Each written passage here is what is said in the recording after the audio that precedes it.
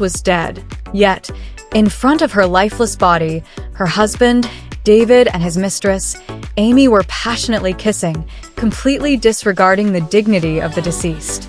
Jack burst in from outside, driving the two of them away. He pulled back the shroud covering Rose only for her to suddenly open her eyes. Earlier, she had caught David cheating and was killed by him on the spot, but Jack had saved her. He had surgically altered her face to resemble his deceased ex-girlfriend and given her a new identity, Anna. They shared a common goal: to bring David down.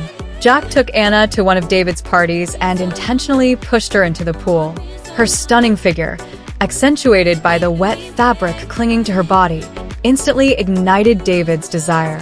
As the two engaged in conversation, a lecherous businessman reached out and stroked Anna's arm, making Jack, watching from a distance, visibly displeased.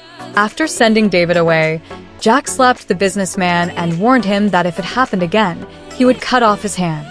Confused by his sudden anger, Anna looked up at him, only for Jack to lean over her and coldly say, "You promised not to seduce other men using Anna's identity.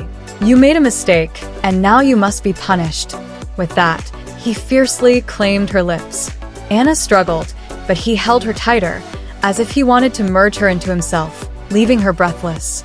Later, Jack presented Anna with a tempting contract, allowing her to get closer to David. As expected, David took the bait. Jack reminded Anna not to forget her obligations to him. She knew what he wanted, to sleep with her, but she loathed being treated as his dead ex's substitute. Her defiance displeased Jack. In response, he roughly tore her dress apart. Terrified, Anna urgently uttered the safe word, "hot milk." The moment she said it, Jack stopped, but he did not let her go. Instead, he made her stay in his office the entire day in her torn dress. Only at the very end did he relent, tossing his coat over her. David soon realized that the contract Anna had given him had ruined him financially. Enraged, he confronted her. But then, a sudden flash of lightning illuminated her face, revealing a resemblance to Rose.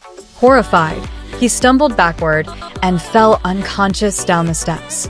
Anna, having achieved her revenge, suddenly suffered a PTSD episode, her body weak and unresponsive.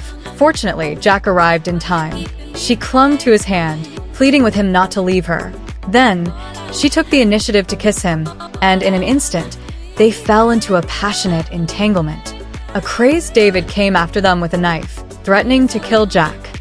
But Anna grabbed a baseball bat and smashed him into the pool, saving Jack's life. Jack, filled with gratitude, pulled her into his arms. To everyone else, he had always been a cold-blooded dictator. But this time, for the first time, he showed tenderness. Anna was pleasantly surprised. Yet, when she tried to get closer to his heart, he pushed her away with a cold warning. Seeing the safe word, "hot milk," he had given her, she mockingly called him a coward. That completely enraged Jack. He shoved her onto the couch, tied her hands, and tried to kiss her, which she resisted. "That's something only lovers do," she protested, which only fueled his fire. He captured her lips in a searing kiss. But Anna was no damsel in distress. She twisted the silk ribbon around his neck, flipped him onto the floor, and took control. David was suddenly found dead. His murderer was none other than Rose's half-brother, Carl, the same man who had orchestrated Amy's affair with David years ago. His reason? He harbored an incestuous obsession with Rose. Anna's next target was Amy. Learning that Amy had a crush on Carl, Anna decided to strike from there.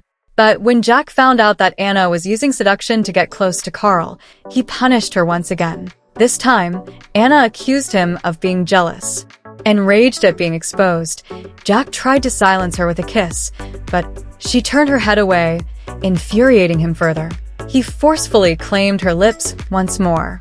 Amy's gambling-addicted parents ruined her reputation, leading Carl to abandon her. But he knew it was all Anna's doing. Carl invited Anna to a ball and danced with her, a scene Jack witnessed with a dark expression. Seizing Anna back from Carl's grasp, he sternly warned her that Carl was dangerous. But Anna was willing to risk everything for revenge. An enraged Amy kidnapped Anna. Upon hearing the news, Jack ordered a citywide search for her.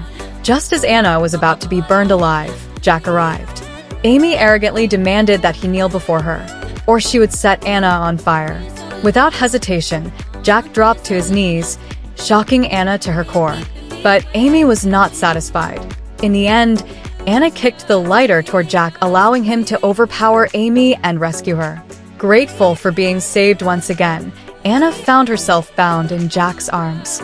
However, he placed a collar around her neck and warned her not to remove it without his permission. To his surprise, Anna agreed willingly.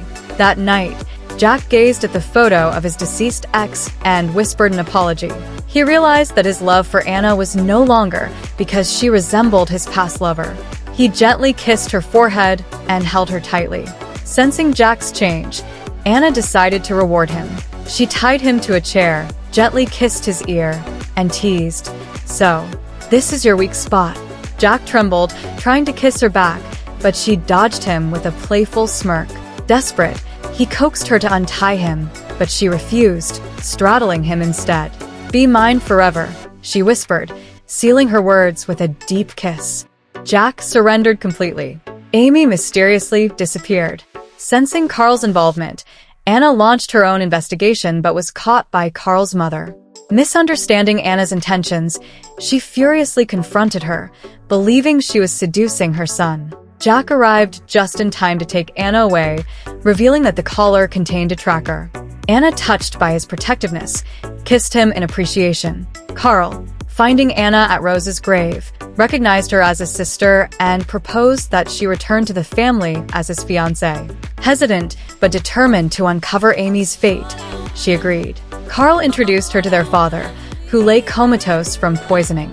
Seeing him, Anna shed tears, but the real culprit behind his condition was Carl himself. Upon learning that Anna had become Carl's fiancée, Jack was consumed by jealousy. He stormed into her home, seized her, and bit down hard on her neck. Then, with forceful determination, he clasped an earring onto her earlobe. A sharp pain shot through Anna as a few drops of blood trickled down. Jack lowered his head and gently licked the wound. He warned, "If you continue being Carl's fiancée, we're over." But instead of reacting with fear or anger, Anna remained expressionless. Without hesitation, she took another earring and pierced it through her other ear herself. Jack's heart wavered. At that moment, his fierce jealousy melted into something helpless. Slowly, he sank to his knees, his arms wrapping around her waist as if she were his only salvation. "I don't want you to take this risk," he murmured hoarsely. Anna gently stroked his hair. "Trust me," she whispered. "I will succeed." Carl's mother, enraged by Carl's engagement, exposed Anna's relationship with Jack. But it was all part of Anna's plan to sow discord between Carl and his mother. However, Carl remained unfazed. He gave Anna a necklace, replacing Jack's collar. Then, he revealed a shocking truth. The one who had killed Jack's ex-girlfriend was Anna's own mother, who later committed suicide out of guilt. Carl warned that Jack's real intention was revenge, not love. Devastated, Anna locked herself away, ignoring Jack's attempts to reach her. Desperate, Jack searched for her, only to have Carl return her collar as a taunt. The tension between them escalated. When Anna reappeared, she coldly broke up with Jack. But after hearing her reason, Jack hastily explained that his initial goal was revenge. But now, he had fallen for her completely. Anna believed that her mother had not committed suicide but had been silenced. Instantly, she and Jack suspected that someone else was behind his ex-girlfriend's murder. Since Jack's ex had once worked as a tutor in Carl's household, all clues seemed to point directly to Carl. Determined to uncover the truth, Anna decided to return to Carl's side. But before she could leave, Jack suddenly pulled her into a tight embrace. He bared his heart completely. Their lips met in a deep, lingering kiss, sealing his unspoken emotions. Meanwhile, the long-missing Amy reappeared, locked away in Carl's underground chamber. Furious that she had tried to harm his sister, Carl had imprisoned her. Amy warned him that Anna was only using him for revenge, but Carl merely smirked. He had known all along. Carl's mother eventually revealed the truth to Anna.